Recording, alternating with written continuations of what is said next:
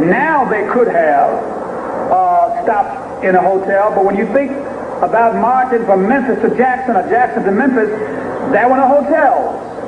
You stayed in churches, you stayed in people's homes, and that's how we got over. That's how we got through. The struggle was a spiritual struggle. You couldn't pay people to do what we had to do. You couldn't pay people to stand before mad dogs and fire hoses and billy clubs and cattle prods. It was strictly a spiritual and moral movement. So we wanted that dimension to be in the pilgrimage to Memphis. We will revisit the mountaintop speech site.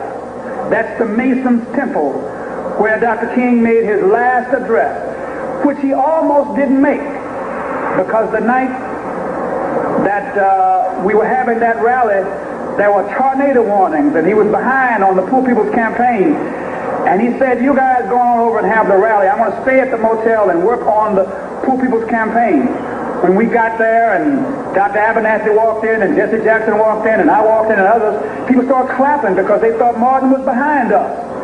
And so Ralph's preacher said to him, this is not our crowd. And he went to the phone and called Dr. King. And any of the marches that we had in those days, you have an opportunity to bring the children and bring the family and march with us.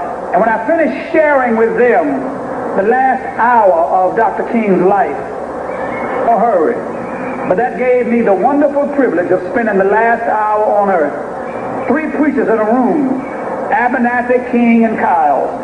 And we spent that last hour together in room 306 at the Lorraine Motel. The press is always curious, and writers, what went on? What did you talk about? I say, we just talk preacher talk. What preachers talk about when they get together. Y'all pay real attention to what you're fixing to hear now. About 5:45, we walked on the balcony, and he was talking to people in the courtyard. He stood here and I stood there. Only as I moved away, so we could have a clear shot, the shot rang out.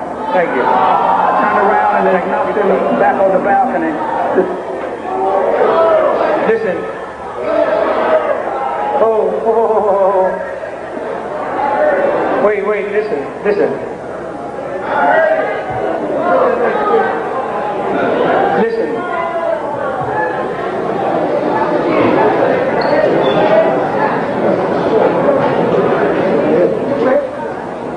30 years later, this brother never realized he would slip and say that.